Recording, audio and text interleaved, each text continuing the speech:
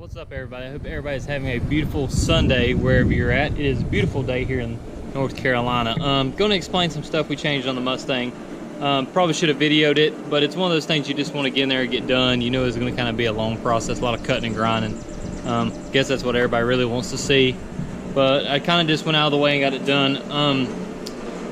I changed up the turbo setup. At first I was just going to run meth injection instead of intercooler setup. Kind of got to think about it. It's not going to really be that efficient. So you're going to have to use your imagination here.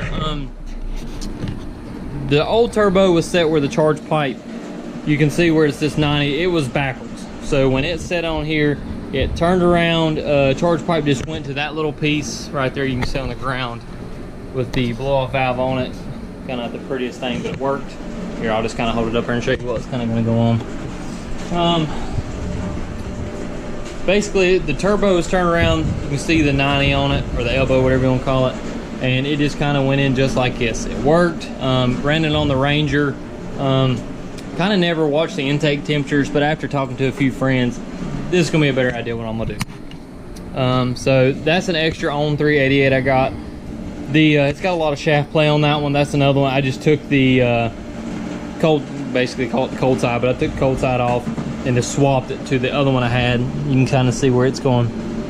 But I'm up losing some stuff. I already see it in the future. Put that down. Put it down. All right. But I had a piece of 4-inch off my Dodge out there I took off, so I just made it where it goes straight down to the ground. I know that's not going to be a cool look, but it kind of hides it, kind of like the way that's kind of set up. I'm going to try to use the stock hood. I know I said in my other video I got the 6-inch back here. We're going to try to change it up and just use the stock one. I don't think it's going to work because the alternator bracket's going to be in the way, but hopefully I can find some way to find a lower bracket setup, and hopefully it won't be in the way. One other thing I ran into, and some of y'all have probably seen before, somehow my belt is rubbing on my thermostat, or the thermostat bracket mount, whatever you want to call it, elbow. But now that's rubbing. I don't know how that come about, but it is. But anyway, had the bumper off yesterday, which I can take it off real quick too.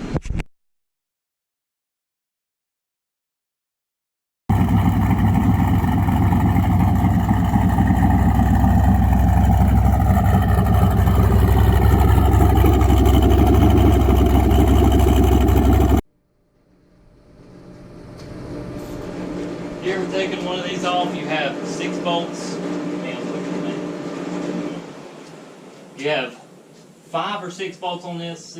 That's this side, 5 or 6 on that side. I actually had 3 on this side that the nuts wouldn't come off, and I think 2 on this side. Took the sawzall. I made it where I could just wedge it apart a little bit, run the sawzall down. You can't actually tell I done it. So, you know, probably not the best idea, but it worked. Probably more efficiently. What? Yeah. Do what you gotta do.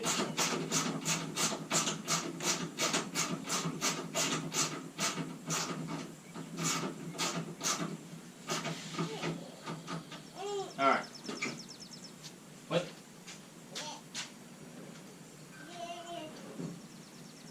Where'd the dog go?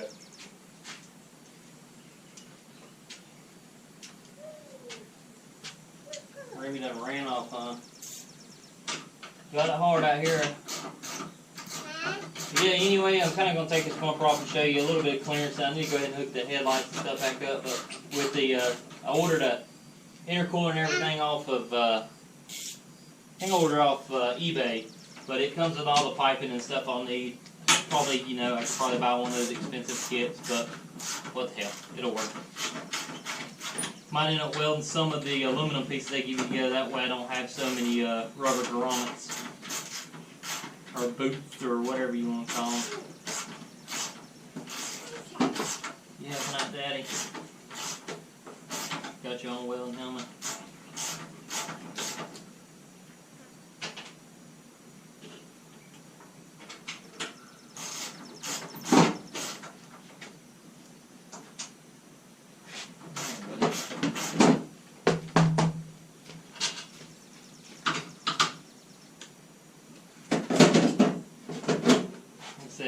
Had some that stripped, but it'll work.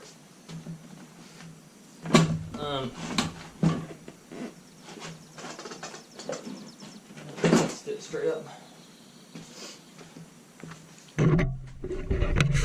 Like I said, you got, let's see, yeah, you got 6 and see where I had to cut those off. I figure out how I'm going to put those back in. What I'll probably do is just make me a bracket that runs from right here to the bumper, keeps pulled tight. It'll work that way if I ever need to take it off.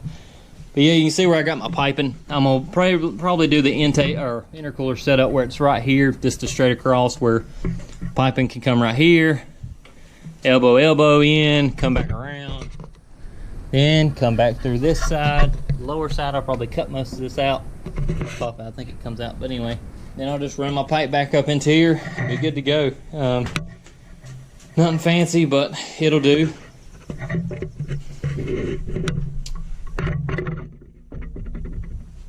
Like I said in my first video, I am waiting on my transmission. I actually talked to the guy, I think Tuesday or Wednesday, and he said it should be here or be done the beginning of this week. But like I said, it ain't no rush. Kind of got to wait on the intercooler and everything. Takes me about 15 minutes to get this motor pulled back out. Like I said, it just sits on. You got 2 bolts. I leave the charge pipe, or not the charge pipe, but I leave the hot side of the turbo and everything in. I take this side off. This side just hangs because it would just sit on the frame. What, buddy? Yeah. Okay. Watch out. You driving today? Okay. Okay. It's okay. It doesn't hurt. Say hey. Okay. But yeah, that's basically all I got going on.